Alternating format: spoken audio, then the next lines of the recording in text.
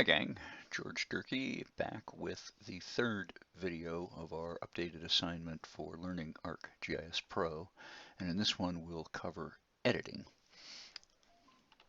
And I'm thinking now there will be a fourth video, and that'll cover the layout, creating your map in a layout, and then printing to PDF, which you'll send me by the end of the week. So in the last lesson we worked on symbology and labels, and I want to do one more demo of what you can do with symbology and create unique symbols according to the fields for a particular field. So we're going to zoom out here. Right now we're closed in. I just want to show you one thing here as far as seeing your data. So for major faults, go ahead and highlight and right click and go to zoom to layer. And this is a good way of checking the integrity of your data. So you expect major faults to be just within the Northridge area here, and it's zoomed out to roughly that area. If it had zoomed out to like the entire US and you knew your data was just going to be the Northridge area, then you've got some bogus data in there that doesn't fit. And this is also useful like for GPS coordinates and things like that, especially if people are filling in data in the field. You can zoom out to the total data, and if you're expecting it to be in a confined geographic area and it zooms out to say the entire country, then you know you've got some points in there that were incorrectly entered. And so you'll also notice, of course, that the major faults aren't shown here, but if you remember yesterday, we set the limit of what would be shown when you zoom out, and so it's at a closer in scale. So what we do is we just go to none, and then it all shows up. Oops, sorry, none. There we go, and it all shows up. Okay, now let's just go to the symbology again for the major faults, and go to Appearance and Symbology, and right now it's on single symbol, so all of the fields will be shown by a single symbol, in this case a black line.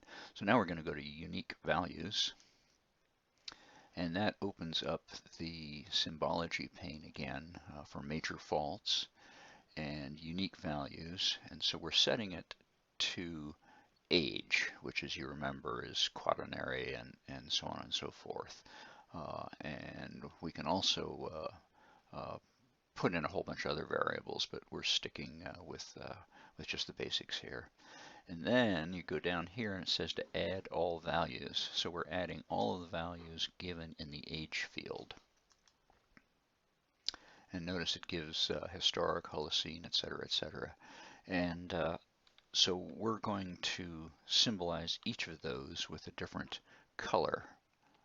And if we want, we can do a different line width for each one, but we're going to make it uniform width and different color for each. So after you've done that, go up here to More and Format all symbols. That means format them all at the same time. And that takes us over to Properties and line width. So we'll give it a, well, let's go 2. Let's go 3 for the moment. That's going to be too thick, I think. But and notice it gave it the light pink and sort of a pastel color band here, and that's because we didn't set the color ramp. So go back there, and here's the color scheme. So let's set that to something more distinct. Go down here and let's choose those primary colors, and they contrast with the highways in the orange there. So that's probably pretty good for the moment. Later on in layout we can fiddle around more, but let's avoid rabbit holes.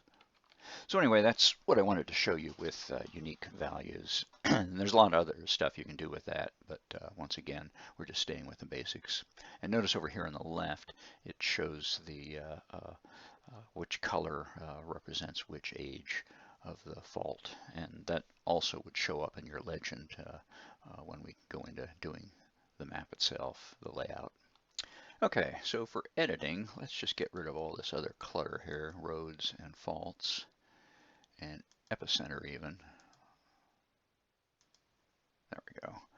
And now we're going to add the data we created when we started this. So open up your catalog and go down and open up your default geodatabase, and we're going to add each of the point line and polygon that we created. And so just go ahead, right click, add to current map. And one other thing to remember in your contents, because things can get out of hand here, is you can also create groups. So if you create a group layer, you're essentially creating a folder under which you can put all your data divided up by theme. So let's just call this edit data. I just needed a name, and then you can take each particular group that you just made, and so we'll put the 3 evacuation route, damage zone, and emergency shelters into that one group, which we can actually also turn on and off with the larger folder it's all in under. Okay, so now we'll move on to editing at long last. Now there's some settings I prefer that just keep things from getting too confused. Project, and go into options and scroll down till you find editing. Now I prefer to enable and disable editing from a specific icon that'll show on the toolbar, and so I enable that, and I'll show you the difference in a minute. And then also you can choose to automatically save edits on a particular time schedule that you can set, and I just find that drives me a little buggy. A little reminder comes up asking if you want to save edits, and that just gets in my way, so I don't use that automatically save edit, so I turn it off. And then some of the other choices here you'll fool around with as you gain experience. So it automatically saves edits when you save the project. That makes sense for the moment. And a dialog to confirm saving the edits. You do want that, so it tells you what you're doing.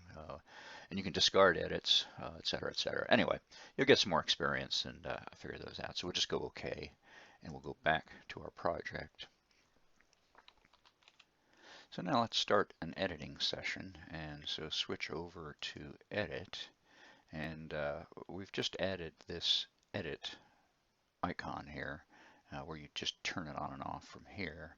And if we'd done the settings differently, then that wouldn't be there, and your editing session would start when you actually hit the edit tab here. But I kind of like to turn editing on and off so I know exactly where I am. So I'm turning it on, and then we choose what it is we want to do, create or modify, or all these tools here. So we're going to create new points or lines. So hit create, and our create features dialog box comes on over at the right, and it shows what's available for editing. It'll only show what's activated in your contents. So if I turn off damage zone, for instance, then damage zone disappears from the feature classes that can be edited. And a lot of times you'll notice something's not available to edit, and that's usually the problem. So let's turn on damage zone again, and it appears over in your create feature. So now if you highlight, say, emergency shelters, the tools, the edit tools come up. And so in this case it's point. And so we're going to click on point, and let's actually zoom in so we've got a little bit better of the city underneath. And let's just choose a random point. We'll put it there.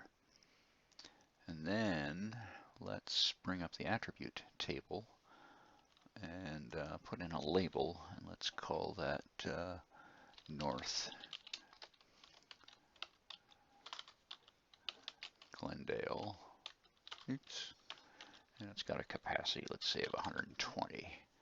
And then we can hit apply for every create feature we do, or it can be auto apply, which sometimes makes it easier, but let's just go ahead and apply. And let's do another one. We still have edit active, so let's put one over here in West Glendale, and the new attribute comes up, so let's call that West Glendale, and I don't know, 344 sounds good, and then apply to that as well. So now let's take a look at all of them together here. So we go to attribute table, and we want to look at emergency shelters. I brought up the wrong one. Attribute table. There we go. So those are the 2 points we just created. We haven't saved them yet, North Glendale and West Glendale. So we go ahead here, and this is the save edits, specific to edits. So we'll just go ahead and save them, and you get the dialog box. Just click yes. Now we could have discarded each edit in line, and so even if we erase something, if we hit discard, it'll discard that erase edit, if that makes sense. And so this is yet another tool for you guys to experiment with and get a feel for. So let's just do those two. I think you get the idea for that. And let's change the symbol for that. So click on the symbol, and our symbology emergency shelters comes up. And let's go to the gallery, and you can do a search here. So let's do a search for building and see what comes up. And make sure it's set to all styles and not just your project styles, or you get even a more limited. So here's some buildings here. Let's put in a city hall building, and let's see if we can change the color of that. Let's change that to red, just for grins, and apply. And there you go, it changes to red. So you can fool around. And I know I use the phrase fool around a lot here, but once again, I want you guys to get used to the tools and how they work and how they look under different inputs. Okay, so we've done a point. So now let's do a polygon, and back to edit. Oops, and now create. And that's locked into place. So under damage zone, highlight that, and here are all of the various tools you can use to create a damage zone. And try a few of them out here. So I'm going to start with the polygon feature. Of course, they're all polygons, but it's just how you draw it. So with that first one, you left click to establish a line, and every time you want to change direction, you left click to establish a point that'll anchor it, and then you double click to end it. And so there's our first polygon, and we go to attributes, and let's call that zone 1. And once again, it's auto apply. Let's click the auto apply, and then go and do a second one. So we go back to create, and here's the freehand, and you want to be kind of sure of your drawing abilities before you do that, because then you just left click to establish your line and you start drawing. I've taken my finger off the left mouse button, and you just draw it around and double click to end it.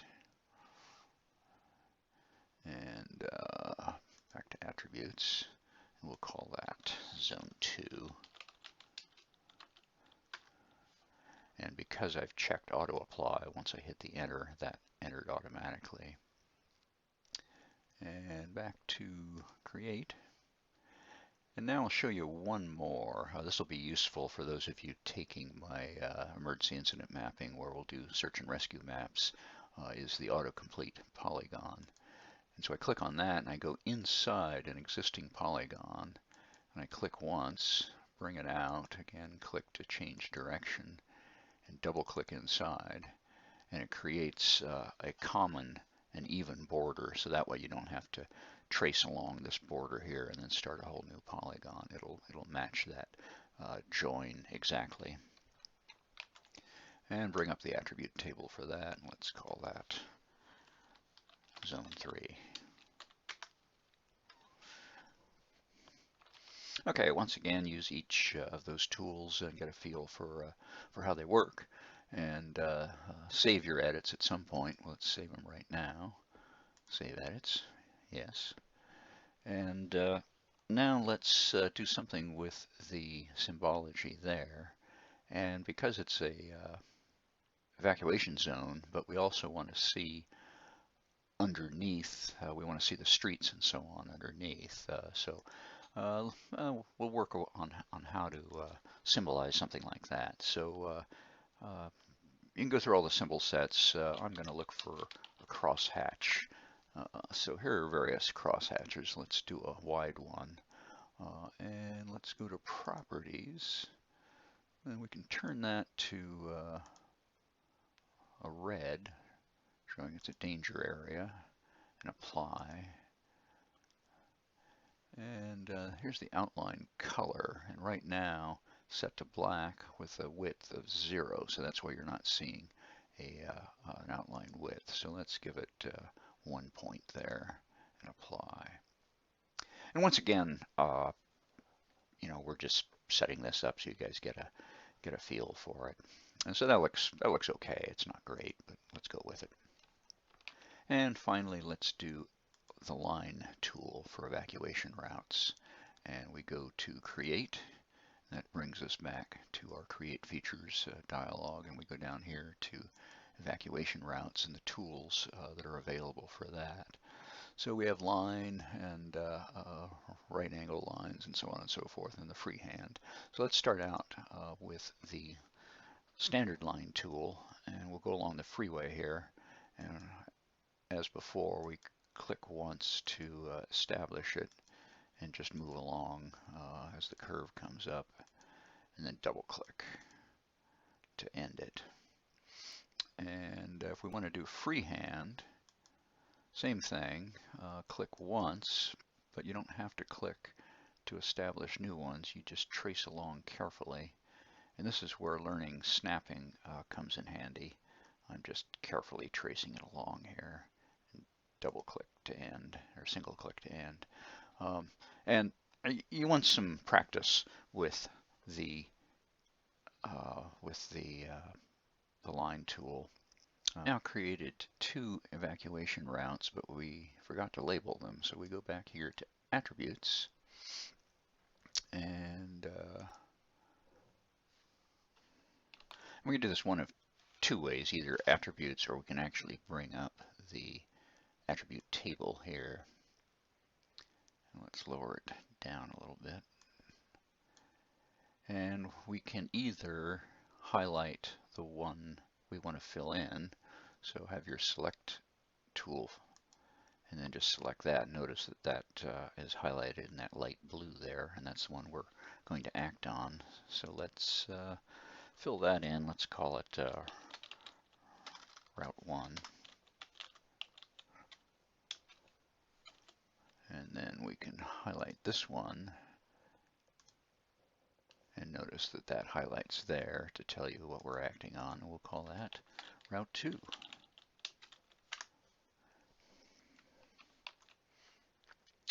Okay, get rid of that. Let's save our edits.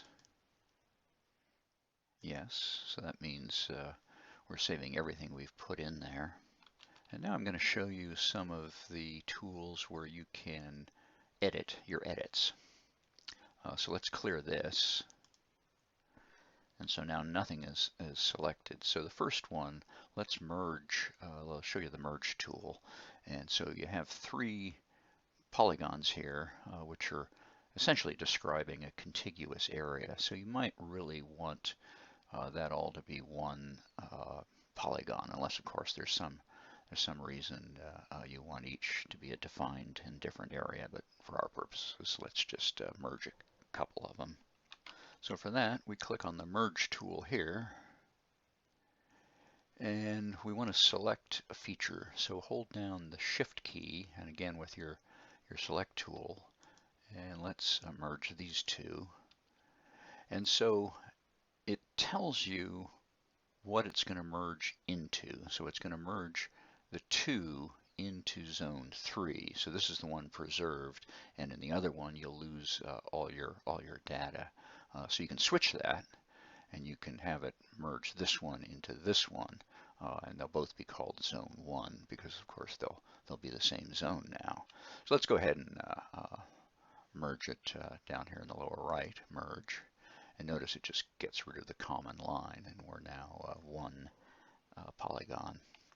And let's do the same thing. I'm holding down the shift key, and we'll choose the other one, and we'll have those merge into zone 1 and merge. And notice it gets rid of that overlapping section there. Now let's use the split tool. So you decide that's too big and you really want to, for various reasons, cut it in half. So you click once and you just clicked through to define a place that you want to divide it on. And so it now splits it into 2. And so now we'll have to actually give them a new name. So let's, I got lost here. Oh, damage zone. So let's right click and go to attribute table. Now they're both called zone 1, but let's call one zone 2 now. And let's save all that.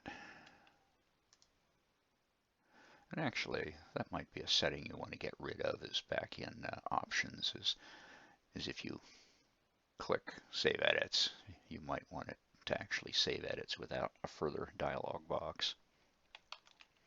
And you can do the same thing with lines. So let's try it on a line here, and we'll go to the split tool, and this time we'll select the line. And same thing, you just activate the split tool and you go right along the center of it. Oops, there we go, and it's split into 2. And then we do the same thing. We'd go back and open the attribute table and give a new label to each side. So we'll do that because we'll just label it, and then I think we'll finish up here. Attribute table. Route 1. Route 3. 1, 2, 3, okay. And let's save our edit. And let's pull this out of the way. I'm going to pull it over onto my other monitor here. And now let's just label. Oops, let's go up to labeling.